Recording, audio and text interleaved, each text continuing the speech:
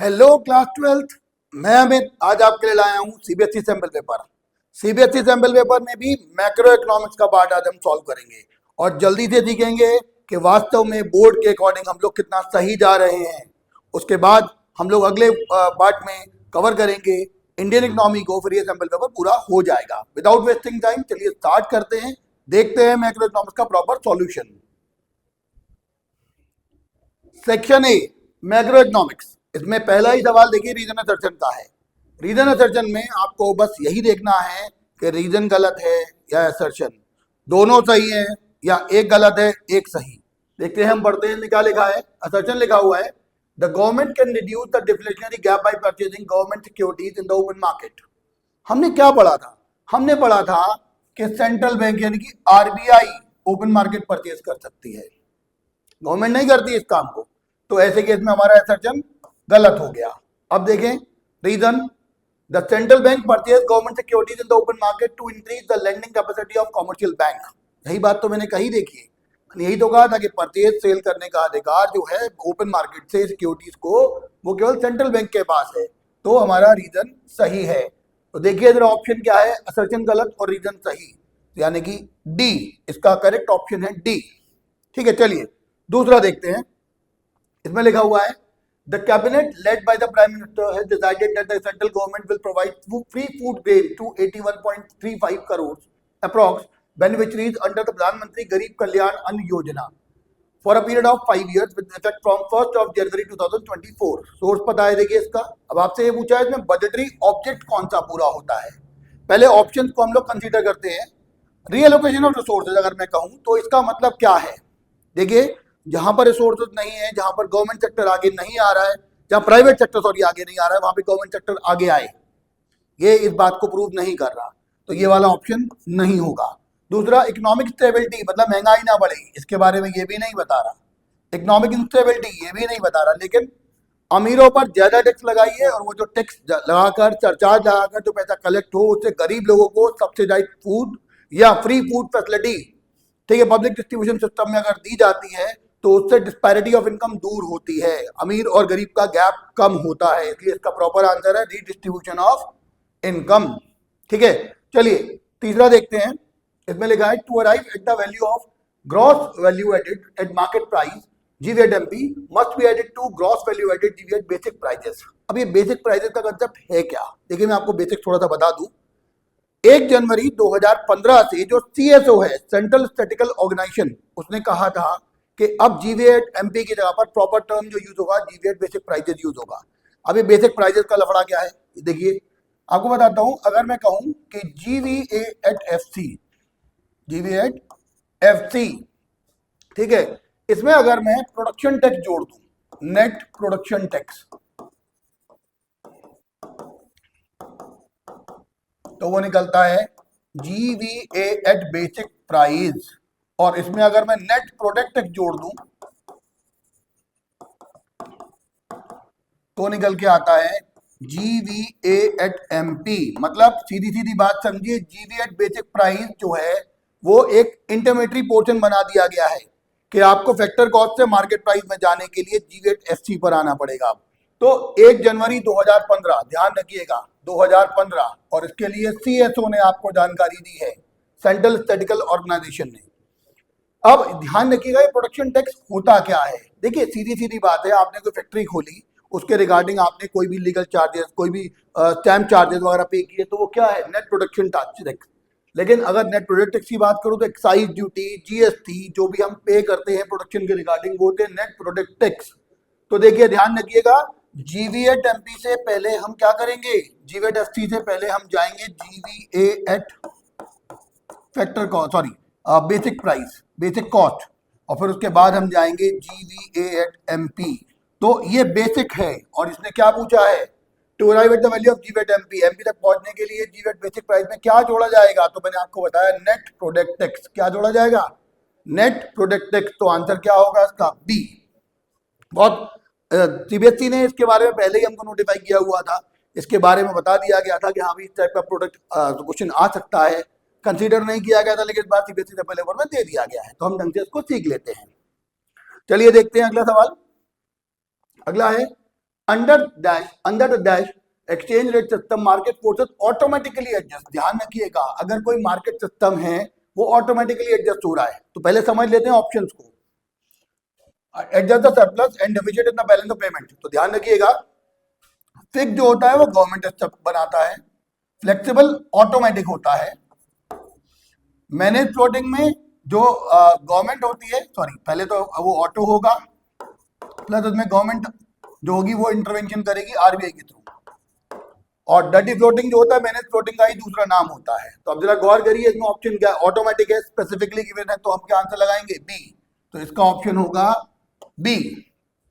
ठीक है, चलिए अगला देखते हैं। From the given diagram identify the correct option that indicate the reference line. ध्यान रखना, रेफरेंस लाइन जो होता है इसको एएस कर्व भी बोलते हैं, एग्रीगेट सप्लाई कर्व, या 45 डिग्री कर्व भी बोलते हैं।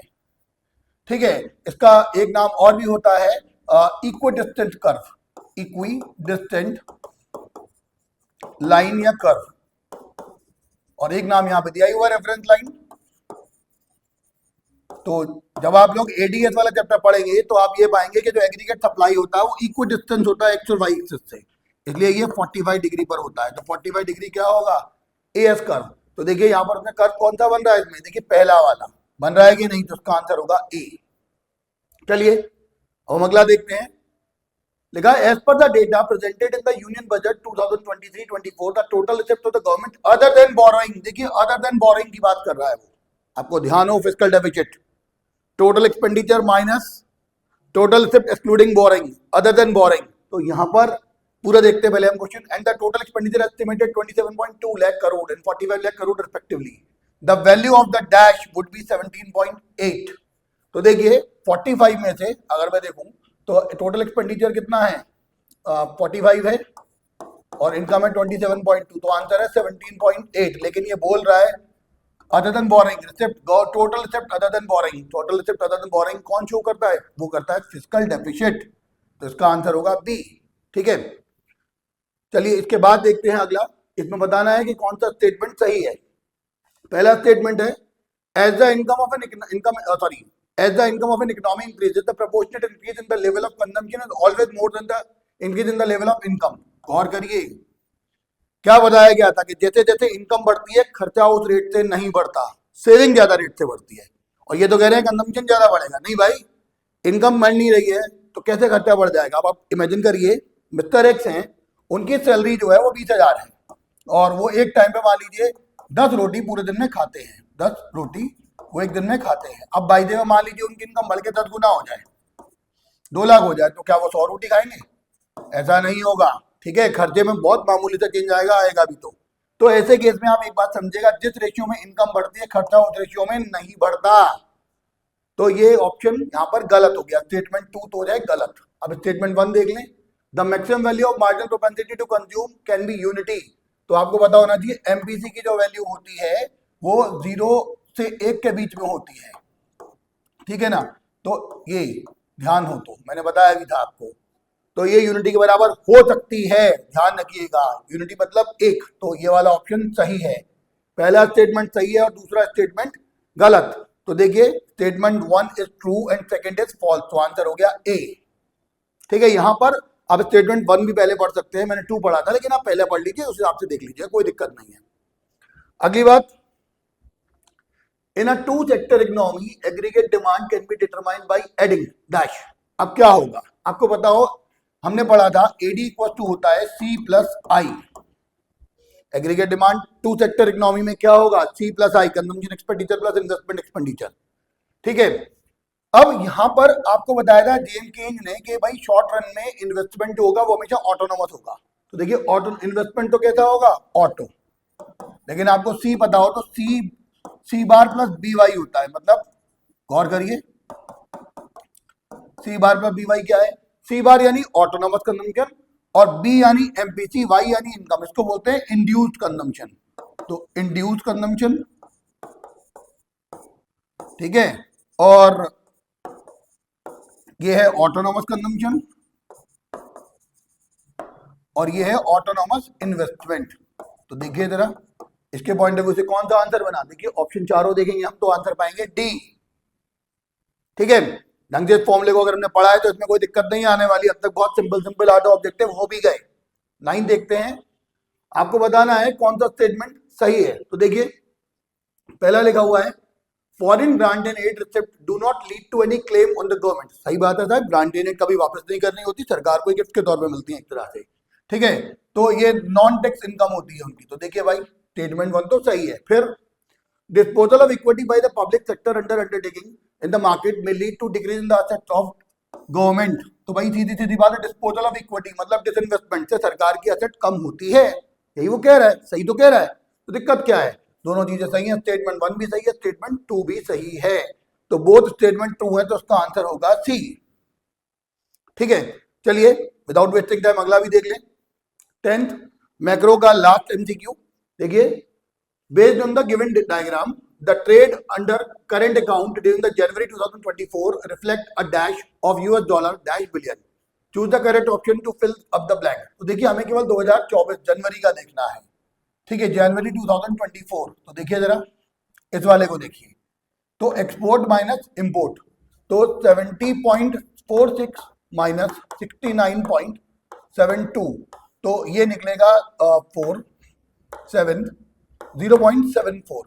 लेकिन क्या निकल रहा है देखिए नेगेटिव, क्योंकि देखिए यहाँ पे क्या है, ये ऑरेंज जो कलर है वो दिखा रहा है इंपोर्ट, ये थे इंपोर्ट और ये थे एक्सपोर्ट। जब इंपोर्ट ज्यादा एक्सपोर्ट कम हो तो क्या निकलेगा यहाँ पर, डेफिशिट।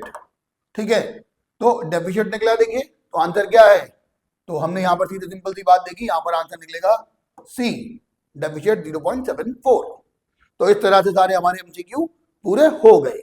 चलिए अब हम देखते हैं अगला सवाल। ओहो न्यूमेरिकल, देखिए on the basis of given data estimate the value of domestic income, यानी एनडीबीएफसी निकालनी है। देखिए आपको यहाँ जो डेटा दिया हुआ है वो एक्सपेंडिचर मेथड का दे रखा है। आपको एक्सपेंडिचर मेथड में एक बात ध्यान रखनी होती है कि जो फॉर्मूला है वो होता है पहला हाउस होल्ड कंजम्पशन एक्सपेंडिचर, इसको हम लोग प्राइवेट कंजम्पशन एक्सपेंडिचर भी बोलते हैं। इसमें ऐड करते हैं गवर्नमेंट कंजम्पशन एक्सपेंडिचर। ठीक है, इसमें ऐड करते हैं नेट एक्सपोर्ट और ऐड करते हैं ग्रॉस कैपिटल फॉर्मेशन। ठीक है, अब हम इसी को हिसाब से देखेंगे। और ग्रॉस कैपिटल फॉर्मेशन जो होता है उसके दो पोर्शन होते हैं, ग्रॉस फिक्स्ड कैपिटल फॉर्मेशन और change in stock, change in inventory, इसको कहूं चेंज इन इन्वेंट्री। ठीक है, अब इसके भी कई सारे पार्ट होते हैं, जैसे आपको बता दूं, इसको हम अगर कहें तो जैसे यहाँ पर मैं कहूँ तो बिजनेस फिक्स्ड इन्वेस्टमेंट हो सकता है, रेजिडेंशियल इन्वेस्टमेंट हो सकता है, पोर्टफोलियो इन्वेस्टमेंट हो सकता है, फॉरेन डायरेक्ट इन्वेस्टमेंट हो सकता है, और रेजिडेंशियल जो सॉरी इसके अलावा और ठीक है देखते हैं बिजनेस फिक्स्ड कैपिटल फॉर्मेशन भी हो सकते हैं। चलिए अगर हम इनको कवर करें तो कैसे कवर करेंगे, देखिए यहाँ पर प्राइवेट या हाउस होल्ड कंजम्पशन एक्सपेंडिचर कितना है 800, देखिए ये रहा। गवर्नमेंट फाइनल कंजम्पशन एक्सपेंडिचर कितना है वो दे रखा है 170, देखो हमने ये भी लिखा। Net export, export minus import, तो देखिए लिख रहा है excess of import over export, तो ये माइनस में है -20। ग्रॉस कैपिटल फॉर्मेशन, इसके लिए देखिए ग्रॉस बिजनेस फिक्स्ड फॉर्मेशन दे रखा है आपको, हम यहाँ पर इन सबको हटा के यहाँ पर इधर ही लिख देते हैं, तो देखिए कितना आएगा 150। ग्रॉस रेजिडेंशियल कंस्ट्रक्शन इन्वेस्टमेंट 120, और इसके अलावा देखिए ये वाला हो गया, ये वाला हो गया, इन्वेंट्री इन्वेस्टमेंट 140 और पब्लिक ग्रॉस पब्लिक इन्वेस्टमेंट 500। तो ये टोटल आएगा 500, 600, 700, 800, 800, 910। आप टोटल लगा लीजिए 800 और 900, 1710, 1710, 1690, 1760, 1860, ये निकलेगा आपका GDPMP। अब आपसे पूछा गया उसने NDPFC, तो देखिए NDPFC कैसे निकलता है, GDPMP हमें दिए नेट, यहाँ दिया ग्रॉस, तो माइनस डेप। डोमेस्टिक इनकम देखिए दोनों में सेम है, और फैक्टर कॉस्ट चाहिए मार्केट प्राइस में, तो minus indirect tax plus subsidy, सीधे सीधे हम लगा सकते हैं माइनस नेट इनडायरेक्ट टैक्सेस भी। तो ये 1860 पता है, डेप यानी कंजम्पशन ऑफ फिक्स्ड कैपिटल पता है 40, और नेट इनडायरेक्ट टैक्सेस पता है 70, तो 110 जाएगा, तो इसका आंसर आएगा ₹1750। और वहां पे देखिए लिखा हुआ रुपीज इन करोड़, तो इन करोड़।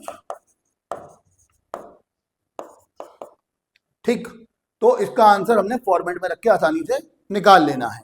चलिए अगला देखते हैं।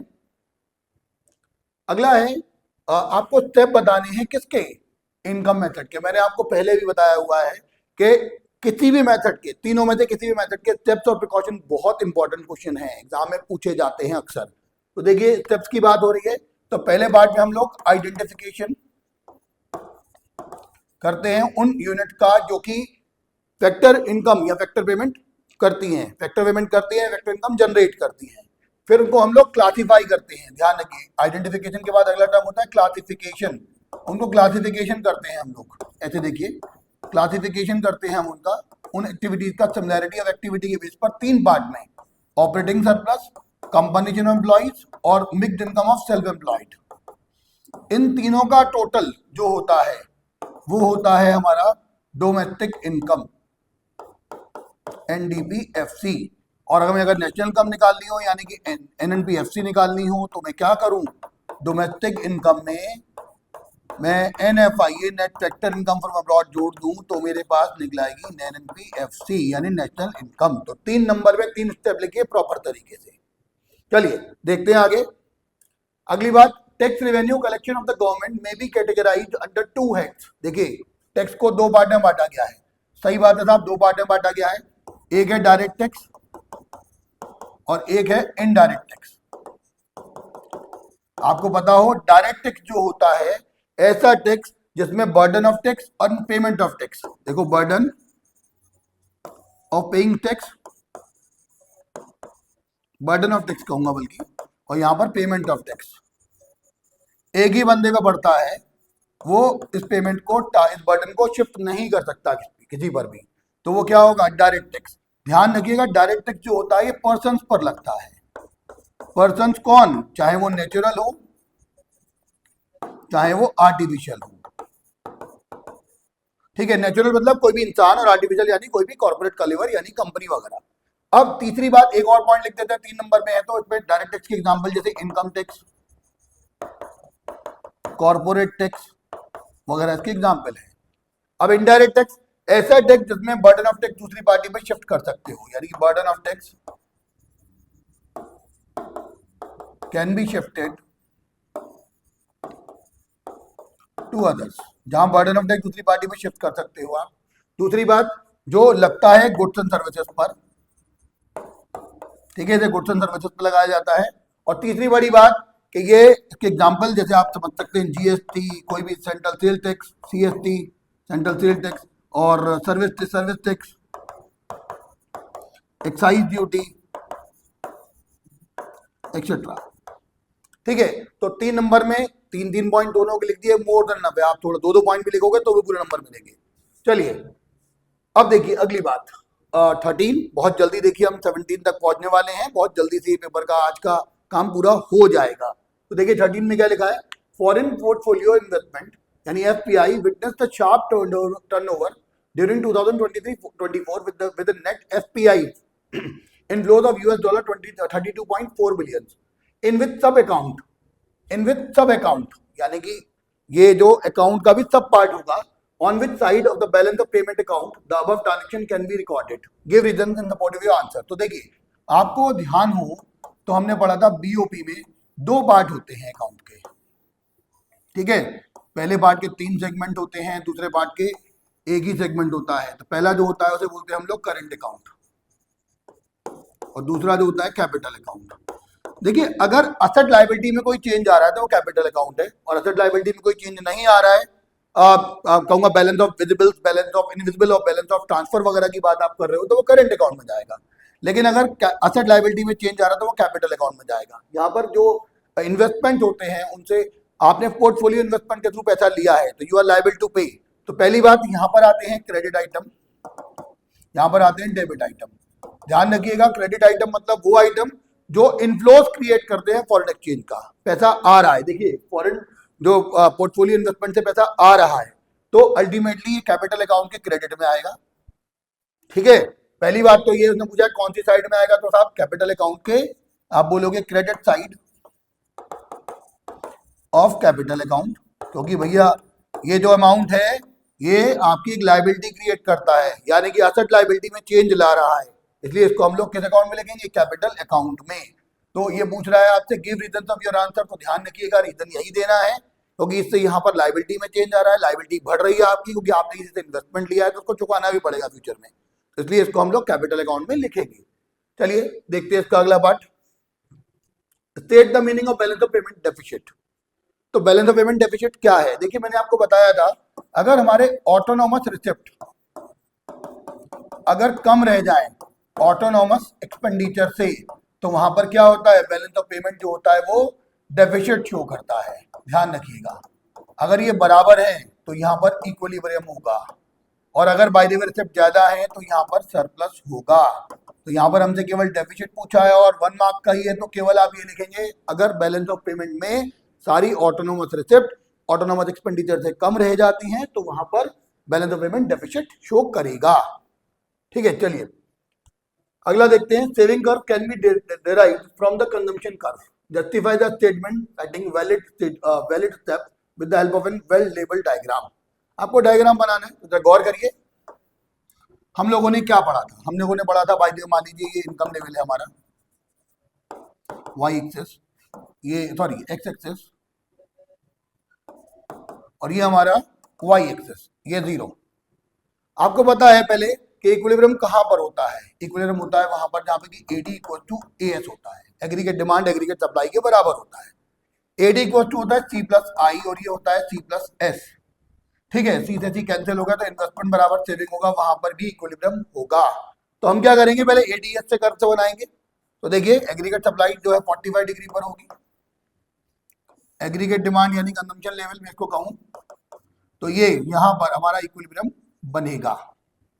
ठीक है, अब इसके बाद अगर बाय द वे मान के चलिए मैं यहां पर पेंडिकुलर ड्रॉ कर लूं, ठीक है ना, तो यहां पर क्या होगा कि ये जो कर्व है ये आपकी सेविंग्स को शो करेगा और वो भी 0 लेवल ऑफ इनकम को। तो देखिए आपके इनकम के लेवल पर इस वाले पॉइंट पर ये जो पॉइंट होगा ये ऑटोनोमस कंजम्पशन को शो करेगा, जो डेट सेविंग को बताएगा, और ये जो पोर्शन होगा ये क्योंकि सेविंग कर्व है ये, तो ये क्या दिखाएगा आपको, ये दिखाएगा आपको कि किस तरीके से आपने सेविंग्स कमाई। और ये वाला जो पॉइंट है इसी को ड्रॉ करने की वो कह रहा है, यहाँ पर बताएगा कि यहाँ पर आपको क्या है, एग्रीगेट सप्लाई एग्रीगेट डिमांड से आपने सप्लाई और सॉरी इन्वेस्टमेंट सेविंग कर्व को ड्रॉ किया है।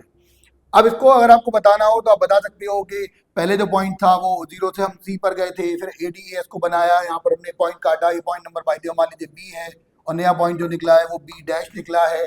तो जो नया जो पॉइंट आएगा यहाँ पर, ये देखिए यहाँ पर सेविंग 0 है, देखिए 0 इनकम पर 0 सेविंग को शो कर रहा है, यानी कि इन्वेस्टमेंट जो होगा वो सेविंग के बराबर होगा। क्योंकि ध्यान रखिएगा जब हम बात करते हैं केंज की, तो केंज ने कहा था कि शॉर्ट रन में इन्वेस्टमेंट जो होगा वो कैसा होगा, वो ऑटोनोमस होगा, irrespective of level of investment, उसमें कोई चेंज नहीं आएगा। उसी पॉइंट को यहाँ पर हमने कंसीडर किया है।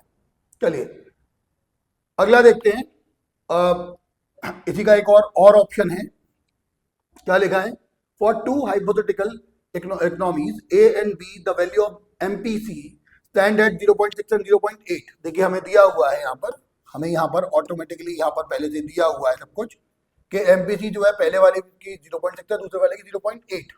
देखिए हमें एमपीसी पता है दोनों की, ए और बी की।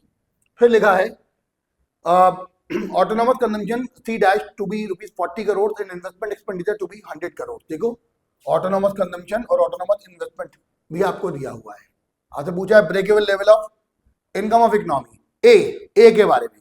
तो देखिए ब्रेक इवन वहां पर होता है जहाँ पे कि इनकम बराबर क्या होता है, कंजम्पशन। तो y equal to C, Y पता है, सी की जगह पर हम क्या रखेंगे, c इक्वल टू होता है सी बार प्लस बी वाई, यानी ऑटोनोमस कंजम्पशन, और वाई बी का मतलब होता है एमपीसी, और वाई का मतलब तो वही है इनकम यील्ड यानी इनकम। ठीक है, तो देखिए अब हम क्या करेंगे, यहां पर देखिए आपको सी बार कितना दे रखा है, सी बार दे रखा है 40। ठीक है, एमपीसी पता है 0.6, तो फॉर्मूले में लगा दिया, y इक्वल टू 40 प्लस 0.6 वाई, सॉल्व करेंगे 0.4 y equal to 40, y equal to 100 crore आ जाएगा। दूसरी बात, equilibrium level of income of economy B. तो देखिए इक्विलिब्रियम कहां पर होता है, जहां पर कि y equal to C plus I हो, यानी कि कंजम्पशन और इन्वेस्टमेंट का टोटल क्या हो, इनकम के बराबर हो। तो देखिए y equal to C plus I हमने देखा, अब यहाँ पर सी को खोल लें फिर से, सी बार प्लस बी वाई, ठीक है ना, और प्लस आई, देखिए लगा दिया। सी बार कितना दे रखा उसको, ऑटोनोमस कंजम्पशन वही है 40, एमपीसी कितना पता है 0.8, इनकम आपको पता है 100 करोड़, आई आपको सॉरी वाई आपको पता नहीं है, इन्वेस्टमेंट आपको पता है 100 करोड़। ये रहा देखिए इन्वेस्टमेंट जो है, सॉरी गलती हो गई, तो ये इन्वेस्टमेंट जो है ये 100 करोड़ है। फॉर्मूले में लगाएंगे इसको सॉल्व करके तो वाई बराबर 700 करोड़ आ जाएगा। बहुत सिंपल सा एस्पेक्ट है, बड़े आसानी से जो कवर करना, लेकिन इंपॉर्टेंट क्वेश्चन है, बोर्ड के ऊपर में भी इस टाइप के क्वेश्चन आ सकते हैं। अगली बात देखिए, read the following text carefully. Union Finance Minister stated that the investment in infrastructure and productive capacity have a large multiplier impact on growth and employment. And in view of this, capital investment outlay is being proposed to increase steeply in the budget 2023-24 by 1,000 crores. Based on the given text and common understanding, explain the working process of increase in investment. भाई देखो आपको increase in investment बताना है on the national income, आपको बताना है कि investment में चेंज आने पर आपकी इनकम में क्या फर्क आएगा, और आपको पता हो तो मल्टीप्लायर क्या होता था, वो यही होता था कि आपकी इन्वेस्टमेंट में चेंज होने पर आपकी इनकम में कितना चेंज आएगा। तो उसके बारे में पूछा है, के बारे में, मल्टीप्लायर के बारे में। और आपको यहाँ पे एमपीएस दिया हुआ 0.2, आपको पता हो मल्टीप्लायर होता है के इक्वल टू 1/MPS, यानी कि 1/20% को हम 0.20 लिखेंगे तो आंसर आ जाएगा 5 टाइम्स, यानी कि जो 1000 रुपया है वो मल्टीप्लाई हो जाएगा 5 टाइम्स से, तो ये 5000 रुपया हो जाएगा। इसको शो करने के लिए आपको मल्टीप्लायर की टेबल बनानी है। तो देखिए हम लोगों ने नॉर्मल अपने क्लास स्टडी में पढ़ा है सब कुछ। देखिए राउंड 1 हमने 1000 रुपीज इन्वेस्ट किया। अब देखिए इनकम कितना था पहले हमारे पास 1000, ठीक है, हमने इन्वेस्ट किया। और यहाँ पर जो बेसिक बात है वो क्या है, देखिए आप लोगों ने 20% बचाया है, तो 1000 का 20% 200 बचा लिया, तो खर्च कितना किया 800। फिर जो 800 है क्योंकि एक के खर्च दूसरे की इनकम बन जाएगा, यही प्रिंसिपल होता है बेसिकली मल्टीप्लायर का। अब 800 जो है दूसरे के लिए इनकम बनी, अब ये इसका 80% खर्च करेगा और 20% बचाएगा।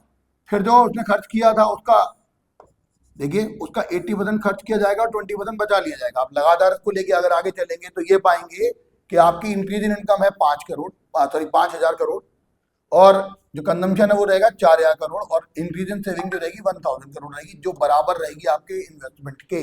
तो यहाँ पर होगा क्या, देखिए जो मल्टीप्लायर का हमने बात कही थी कि 5000 हो जाएगा, देखिए वही हो रहा है यहाँ पर। बात सीधे सिंपल सी एक ही है, मैं आपको बता दूं फिर से एक बार, हम लोगों ने क्या किया है, इस प्रिंसिपल को ध्यान रखा है कि एक जो बिजनेस की जो एक पार्टी का खर्चा है वो दूसरे की इनकम बनेगा। उसने बोला आपने लगाया कितना है, आपने लगाया है 1000 करोड़, और आपकी एमपीएस जो है वो 0.20, यानी कि आप इसमें से 20% बचा लेंगे। तो 1000 में से जो आपने लगाया था उसमें से 20% बचा लेंगे, तो खर्च कितना करेंगे 800, फिर 800 में से फिर 20% बचा लो, खर्च कितना करोगे 640। देखिए अब फिर इसके बाद 640 का 20% बचा लो, बाकी खर्च कितना करोगे 512। तो सारे खर्चे और इनकम का टोटल लगा लीजिए, आप इसको सॉल्व कर लेंगे बड़े आराम से। अब देखिए केस स्टडी दे रखी है पूरी, बहुत बड़ी है, इसको इतना रीड करना अभी मैंने जरूरत नहीं समझता, टाइम वेस्ट होगा पढ़ने में, तो ज्यादा बेटर हम सीधे इसके क्वेश्चन देखते हैं, आंसर देखते हैं, बताता हूँ उसके आंसर्स क्या हैं। आपको पैराग्राफ में बताया गया है डिजिटल करेंसी के बारे में, उसकी सेफ्टी सिक्योरिटी के बारे में, उसके जो प्रोज और कॉन्स के बारे में, जो मेरिट डिमेरिट के बारे में। तो वो क्या है बता दूं, on the basis of the given text and common understanding, answer the following question. Over the centuries, money has evolved the various forms in the light of the given statement. State and discuss the briefly the two forms of money. तो देखिए यहाँ पर आपको जो money के बारे में आप पढ़ेंगे तब पढ़ेंगे कि मेटल मनी वगैरह बार बताया हुआ है। तो इसको देखो आंसर में हम क्या पढ़ेंगे, दो तरह की करेंसी होंगी, मेटल करेंसी और पेपर करेंसी। जो मेटल करेंसी होंगी वो गोल्ड या सिल्वर कॉइन्स हो सकते हैं, जिनकी इंट्रिंसिक वैल्यू होती है, मतलब उनको अगर हम पिघला के बेचेंगे तो उतना रुपया मिलेगा जितने की वैल्यू है, मतलब सोने के सिक्के को पिघला के बेचो वो सोने के भाव में ही जाएगा, ठीक है। अब आप 5 रुपए का सिक्का अगर पिघला के देखोगे तो वो 1-2 रुपए का जाएगा, तो उसकी इंट्रिंसिक वैल्यू उसकी फेस वैल्यू के बराबर नहीं होती है। लेकिन अगर जितने का पिघले, जिसकी फेस वैल्यू लिखी है 5 रुपया और उसको पिघला के बेचो तो भी 5 रुपया मिले, तो ये कहा जाता है इंट्रिंसिक वैल्यू फेस वैल्यू के बराबर है। Were used to economic transaction as they were used to standardize representative of value, मतलब यहाँ पर गोल्ड और सिल्वर कॉइन्स की बात करें तो मेटल करेंसी की बात हो रही है। पेपर करेंसी में तो हम पेपर का यूज करते हैं, पॉलीमर का यूज करते हैं सेंट्रल बैंक, और यही जो सिंगल जो अथॉरिटी होती है जो नोट जारी करने की वो आरबीआई होती है, वही बताना है आपको। दूसरी बात, various economics have formed a strong opinion that the modern times digital currency CBDC, देखिए फुल फॉर्म आ सकती है एग्जाम में सीबीडीसी की, तो आपको सीबीडीसी की फुल फॉर्म पता होनी चाहिए। देखिए यहाँ लिखा भी हुआ है central bank on digital currency, दिखा देखो, सेंट्रल बैंक डिजिटल करेंसी को सीबीडीसी कहते हैं। इसके बारे में बताना, however it comes with its own benefit and potential risk. Do you agree with the statement? आपको वैलिड आपको रीजन देने हैं। तो देखिए हम लोग क्या कर रहे हैं कि इससे फायदा क्या मिलना। देखो, yes the introduction of CBDC provide significant benefit such as, क्या क्या बेनिफिट है। देखो, पहली बात, आपकी डिपेंडेंसी ऑफ कैश खत्म हो जाएगी, लोअर ट्रांजेक्शन कॉस्ट आएगी, आपको सेटलमेंट रिस्क बहुत कम हो जाएगा, आपका ज्यादा बेनिफिट रहेंगे। लेकिन इसके कुछ नुकसान भी हैं। पहली बात, आपको साइबर अटैक का डर रहेगा हमेशा, टेक्नोलॉजी आपको बार बार ठीक करनी पड़ेगी, अपग्रेड करनी पड़ेगी, कहीं दिक्कत ना हो जाए। और दूसरी बात ये होता है कि पोटेंशियल बेनिफिट के साथ साथ आपको कुछ नुकसान भी मिल जाएंगे, तो आपको उसको यहाँ पर इतना लिखना होगा। चलिए अब अगली बात, 17 क्वेश्चन, देखो लास्ट क्वेश्चन पर आ गए हम। इसके दो पार्ट हैं, दोनों कवर करेंगे। देखिए क्या है, on the basis of the following hypothetical data, all figures in crore. आपको nominal GDP adjusted to base year prices दिया हुआ है। आपको निकालना है percentage change in real GDP, percentage change in real GDP. देखिए परसेंटेज चेंज की बात कर रहा है रियल जीडीपी में, तो चेंज की बात अगर वो आपसे करे तो आप इनको देखिए, दोनों का गैप कितना है, difference upon real GDP into 100। तो देखो चेंज इन रियल जीडीपी, तो रियल जीडीपी में अंतर कितना है, गौर करिए क्या है। देखिए 4000 से 4500, तो 4500 माइनस 4000 अपॉन बेस वैल्यू जो रियल जीडीपी की थी वो थी 4000, कंपेयर कर लीजिए, तो ये 12.5% निकल आएगा। देखिए बहुत सिंपल सा सवाल था। Second part, the public investment on the construction of multi lane flyover में reduce traffic consumption on the basis of the above statement discuss it likely impact on gross domestic product GDP and welfare and economy. तो देखिए सीधी सीधी बात है, अगर आप कोई भी ऐसा इन्वेस्टमेंट करते हैं तो कुछ फायदे भी है नुकसान भी। तो क्या लिखा है, देखो, the public investment on construction of multi lane flyover में impact the gross domestic product positively as good quality infrastructure, जैसे इफेक्टिव ट्रांसपोर्ट सिस्टम होगा। इससे क्या होगा, पहली बात, ये आपकी इन्वेस्टमेंट इन द इकोनॉमी, आपके लिए इन्वेस्टमेंट को बाहर से मंगवाएगा। सीधी बात है, आपका इंफ्रास्ट्रक्चर अच्छा तैयार होगा तो जो पोटेंशियल इन्वेस्टर्स होते हैं वो पैसा लगाने के लिए इंडिया में आएंगे, एफडीआई बढ़ेगा, पोर्टफोलियो इन्वेस्टमेंट बढ़ेगा, इससे फायदा मिलेगा और इससे एम्प्लॉयमेंट अपॉर्चुनिटीज भी बढ़ेंगी। लेकिन नुकसान क्या होगा, सॉरी वेलफेयर क्या होगा, ये भी देखिए जरा। वेलफेयर ये होगा कि इससे जो जो ट्रेवल टाइम बचेगा, लोअर एवरेज ट्रांसपोर्टेशन कॉस्ट आएगी और इससे फायदा होगा, इससे वेलबींग होगी, लोगों का पैसा भी बचेगा, लोगों का टाइम भी बचेगा और फायदा भी होगा। तो डबल फायदे हुए। पहली बात, सरकार के पॉइंट ऑफ व्यू से देखें तो सरकार को इन्वेस्टमेंट मिला और एम्प्लॉयमेंट की प्रॉब्लम थोड़ी सॉर्ट आउट हुई। और पब्लिक के वेलफेयर के पॉइंट ऑफ व्यू से देखें तो यहाँ पर क्या हुआ, पब्लिक को टाइम भी कम लगेगा और उसका पैसा भी बच जाएगा। चलिए अब लास्ट, और basis of classification of final goods into consumption and capital goods depends on the economic nature of its use। ठीक है, कोई गुड्स इंटरमीडिएट या फाइनल को डिपेंड करता है यूज पर, इसको डिफेंड या रिफ्यूट करना है। तो सीधी सीधी बात है, हम डिफेंड करेंगे, क्योंकि बात यही है कि कोई भी गुड्स कंज्यूमर गुड्स भी हो सकता है और वो कैपिटल गुड्स भी हो सकता है। कैसे, देखिए मैं बताता हूँ। कोई मशीन अगर हमने ली, उससे हम प्रोडक्शन कर रहे हैं, ठीक है, उसे कंज्यूम नहीं कर रहे, अपने सेल्फ पर्पस के लिए नहीं लिया, प्रोडक्शन पर्पस से लिया है, तो वहां पर क्या होगा, वहां पर वो जो गुड्स है वो फाइनल गुड्स कहलाएगा। लेकिन अगर हम उसे रिप्रोडक्शन साइकिल में दोबारा लेके आ रहे हैं तो वो कंज्यूमर गुड्स कहलाएगा। तो देखिए क्या लिखा है, consumption goods are those goods which are directly satisfy the wants of consumer, whereas capital goods are those goods and are used for further production. इसमें एग्जांपल दिया गया, देखो मशीनरी का ही, machinery purchase by a household भी classified as consumption goods. मैंने खरीदा, अपने पर्सनल यूज में ले रहा हूं तो वो कंजम्पशन गुड्स है, लेकिन अगर मैं उस मशीनरी को फर्म में ले जाऊं, वहां से प्रोडक्शन करूं तो वह कैपिटल गुड्स हो जाएगा। तो कोई गुड कैपिटल गुड्स है या कंज्यूमर गुड्स, ये डिपेंड करता है उसके यूजेस पर। ठीक है, अगर वो फर्दर प्रोडक्शन के काम में आएगा तो वो कैपिटल गुड्स कहलाएगा, मैं खुद ही कंज्यूम कर लूं तो वो कंज्यूमर गुड्स कहलाएगा। Last, natural calamities in the hill state of India have led to massive destruction of capital assets. बताना है ये कैपिटल लॉस है या डेप्रिसिएशन है, और स्टेटमेंट की आपको वैलिडिटी भी देनी है। तो देखिए क्या होता है, पहली बात तो समझना कि जैसे चाहे हिमाचल हो चाहे उत्तराखंड हो, यहाँ पर दुनिया भर के नेचुरल कैलेमिटीज आते रहते हैं, जिसकी वजह से जो होता है उस लॉस को हम लोग क्या बोलते हैं, कैपिटल लॉस बोलते हैं। देखिए क्या लिखा है, the massive destruction of capital asset caused by the recent natural calamities in the hill state of Himachal Pradesh और Uttarakhand can be considered as capital loss. ठीक है, और कैपिटल लॉस क्यों, क्योंकि अब इससे दोबारा इनकम जनरेट नहीं हो पाएगी, खराब हो गया, खत्म हो गया। दूसरी बात, डेप्रिसिएशन होता तो वही है कि रेगुलर यूज से हो रहा है, ये तो अचानक से ही चला गया, ठीक है ना, अनएक्सपेक्टेड ऑब्सोलेंस एक तरह से। Capital loss refers to the loss of the value of asset due to unforeseen circumstances. Capital losses क्या होते हैं, वो जो अनफोर्सीन सर्कमस्टेंसेस, जैसे कि नेचुरल डिजास्टर आ जाए, कोई थेफ्ट हो जाए, कोई फायर हो जाए, कोई अर्थक्वेक आ जाए, ठीक है, कोई बाढ़ भाड़ आ जाए, उसके चक्कर में हो तो वो कैपिटल लॉस होता है। तो इस तरह से हमने अपना मैक्रो इकोनॉमिक्स का पार्ट आज खत्म किया है। अगले पार्ट में हम पढ़ेंगे इंडियन इकोनॉमी, जो इंडियन डेवलपमेंट इकोनॉमी है उसको पूरा कवर करेंगे, आगे देखेंगे वो भी बहुत अच्छे तरीके से। तब तक के लिए आप इसको टॉपिक को बहुत अच्छे से कवर कीजिए, अपने प्री बोर्ड के लिए बहुत अच्छे मार्क्स गेन कीजिए। और चैनल के रिगार्डिंग मैं आपसे कहूंगा कि आपका बहुत प्यार मिल रहा है, इसी तरह से प्यार को बढ़ाते जाइए, चैनल को मैक्सिमम लेवल पर सपोर्ट कीजिए, सब्सक्राइब कीजिए, शेयर कीजिए, प्रमोट कीजिए। ये आपका खुद का ही चैनल है, ठीक है। मैं कहूंगा आप सब लोग खूब तरक्की करें, खूब आगे बढ़े। God bless you all, take care, bye bye.